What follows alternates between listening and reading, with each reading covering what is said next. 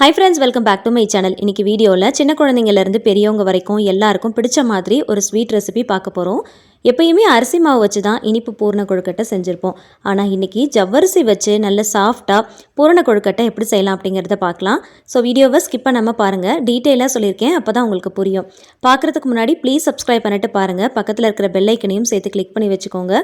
அப்போ தான் நான் போடுற இந்த மாதிரியான ரெசிபிஸ் எல்லாம் உங்களுக்கு நோட்டிஃபிகேஷன் வரும். நீங்களும் உடனுக்குடனே செக் பண்ணி பார்த்துக்கலாம். இது செய்யறதுக்கு 1 கப் அளவுக்கு மாவு ஜவ்வரிசி எடுத்துருக்கிறேன். நல்ல உருண்டையாக இருக்கும். அந்த மாதிரி ஜவ்வரிசியாக பார்த்து வாங்கிக்கோங்க. அதில் செஞ்சால் தான் நல்லாயிருக்கும். குட்டி குட்டியாக இருக்கிற ஜவ்வரிசி இதுக்கு யூஸ் பண்ண வேண்டாம். ஜவ்வரிசிலையும் தூசிலாம் இருக்கும். அதனால் ஒரு டைம் நல்லா வாஷ் பண்ணிவிட்டு கொதிக்கிற தண்ணியை ஜவ்வரிசி நல்லா மூழ்கிற அளவுக்கு ஊற்றி கரெக்டாக ஒரு 1/2 மணி நேரம் ஊற வச்சுக்கோங்க.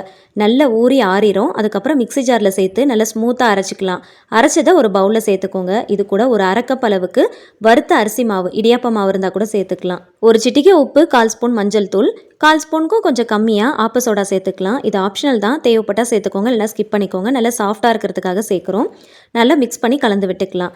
நல்லா கலந்ததுக்கப்புறம் மறுபடியும் ஒரு 1/2 கப் அளவுக்கு அரிசி மாவு சேர்த்து நல்லா கலந்துக்கோங்க.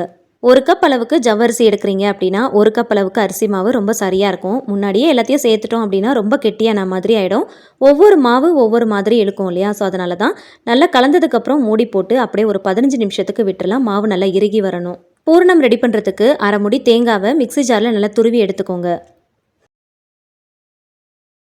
இதில் ஒரு 6 ஸ்பூன் அளவுக்கு வெல்லம் சேர்த்துக்கலாம். உங்களோட டேஸ்ட்டுக்கு ஏற்றா போல் பார்த்து சேர்த்துக்கோங்க. நல்ல குவாலிட்டியான வெல்லமாக இருந்துச்சுன்னா இந்த மாதிரி டேரெக்டாக சேர்த்துக்கலாம். அப்படி இல்லைனா கொஞ்சமாக தண்ணி விட்டு கொஞ்சம் காய்ச்சிட்டு அதுக்கப்புறம் அதை வடிகட்டிட்டு சேர்த்து நல்லா ஒரு தடவை கலந்து விட்டுக்கோங்க. மண் தூசிலாம் இருக்கும் அப்படின்னு நினச்சிங்கன்னா அந்த மாதிரி செய்யுங்க. அப்படி இல்லைனா இந்த மாதிரி மிக்ஸ் பண்ணி எடுத்துக்கோங்க. இப்போ இது கூட 1 ஸ்பூன் அளவுக்கு நெய் சேர்த்துக்கலாம். நெய் சேர்க்கும் போது நல்ல வாசனையாக இருக்கும், நல்ல டேஸ்ட்டாகவும் இருக்கும். இது கூட நீங்கள் விருப்பப்பட்டீங்கன்னா முந்திரி, பாதாம் இந்த மாதிரி ஏதாவது நல்ல பொடியாக நறுக்கிட்டு சேர்த்துக்கலாம். நான் எதுவுமே சேர்க்கல.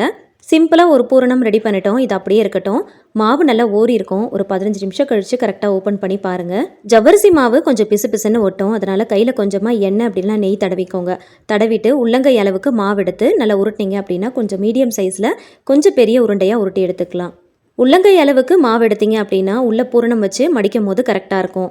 எல்லாத்தையும் உருட்டி ஒரு பிளேட்டில் எடுத்து வச்சுக்கலாம். இது பார்க்குறதுக்கு அப்படியே வெண்ணெய் மாதிரியே இருக்கும். தொட்டு பார்க்கும் போதும் அப்படியே வெண்ணெயை தொடும் போது நமக்கு என்ன ஒரு ஃபீல் ஆகுமோ அதே மாதிரி தான் இருக்கும். இந்த கொழுக்கட்டையை நல்லா தட்டி எடுக்கிறதுக்காக இந்த மாதிரி ஒரு பேக்கிங் பேப்பர் எடுத்துருக்கிறேன். பேக்கிங் பேப்பர் இல்லை அப்படின்னா இதுக்கு பதிலாக நீங்கள் பாலிதீன் கவர் யூஸ் பண்ணிக்கலாம். வாழை இலை இருந்துச்சு அப்படின்னா ரொம்ப பெஸ்ட்டாக இருக்கும். கொஞ்சமாக நெய்யோ இல்லைனா எண்ணெயோ தடவிட்டு ஒரு உருண்டையாக எடுத்து வச்சு நல்லா தட்டி எடுத்துக்கோங்க. ரொம்ப மெல்லிசாவும் இல்லாமல் ரொம்ப தடிமனாகவும் இல்லாமல் நல்ல ஒரு அகலமான ஷேப்புக்கு நல்ல வட்டமாக தட்டி எடுத்துக்கோங்க. கரெக்டாக 2 டேபிள் ஸ்பூன் அளவுக்கு பூரணம் எடுத்து சென்டரில் வச்சிங்க அப்படின்னா ரொம்ப சரியாக இருக்கும். ரொம்ப அதிகமாக வச்சிட்டோம் அப்படின்னா மடிக்கும் போதோ இல்லை வேக வைக்கும் போதோ பூரணம் வெளியில் வந்துடும். ஸோ அதனால் நீங்கள் எடுக்கிற அந்த உருண்டையுடைய சைஸ்க்கு ஏற்றா போல் மீடியம் ஷேப்பில் உள்ளங்கை அளவுக்கு எடுத்தீங்க அப்படின்னா 2 டேபிள் ஸ்பூன் அளவுக்கு பூரணம் வச்சிங்கன்னா ரொம்ப சரியாக இருக்கும். இப்போ அப்படியே மடித்து விட்டோம் அப்படின்னா அழகாக ஒட்டிக்கும். உங்களுக்கு வேறு ஏதாவது ஷேப்பில் பண்ணணும் அப்படின்னு நினச்சா கூட நீங்கள் பண்ணிக்கலாம். கார்னர் நல்லா இந்த மாதிரி அழுத்தி விடுங்க. அப்போ தான் நல்ல சீலாகும்.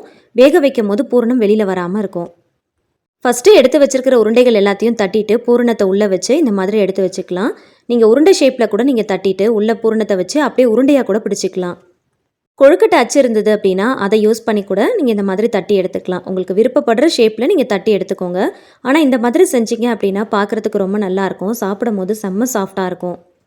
ஜவ்வரிசியில் நிறைய நன்மைகள் இருக்குது. அதை வெறும் பாயாசமாக மட்டும்தான் செஞ்சு சாப்பிடுவாங்க. ஆனால் இந்த மாதிரி கொஞ்சம் டிஃப்ரெண்ட்டாக செஞ்சு கொடுத்தீங்க அப்படின்னா சின்ன குழந்தைங்கள்லேருந்து பெரியவங்க வரைக்கும் ரொம்ப விரும்பி சாப்பிடுவாங்க. வாய்ப்புண், வயிற்று புண்ணெலாம் இருந்துச்சு அப்படின்னா கம்ப்ளீட்டாக க்யூர் பண்ணுறதுக்கு இது ரொம்பவே ஹெல்ப் பண்ணும். ஜவ்வரிசியில் நம்ம இது வரைக்கும் பாயாசம் மட்டும்தான் செஞ்சு சாப்பிட்ருப்போம். ஆனால் இந்த மாதிரி கொழுக்கட்டை செஞ்சு பாருங்கள். அரிசி மாவு கொழுக்கட்டை நெக்ஸ்ட்டு செய்யவே மாட்டீங்க. எப்போ செஞ்சாலும் இது தான் செய்வீங்க. அந்தளவுக்கு நல்ல சாஃப்டாகவும் நல்ல டேஸ்ட்டாகவும் இருக்கும். ஜவ்வரிசியில் செஞ்சீங்க அப்படின்னா கண்டிப்பாக யாருமே நம்ப மாட்டாங்க. அந்தளவுக்கு செம்ம டேஸ்ட்டாக இருக்கும். செஞ்சுட்டு எல்லாத்தையுமே ஒரு பிளேட்டில் எடுத்து வச்சுக்கோங்க. ஒரு ஸ்டீமர் பிளேட் அப்படின்னா இட்லி பாத்திரத்தில் வச்சு நம்ம வேக வச்சு எடுத்துக்கலாம். இப்போ கரெக்டாக ஒரு 20 நிமிஷம் வேக வச்சு எடுத்துக்கோங்க.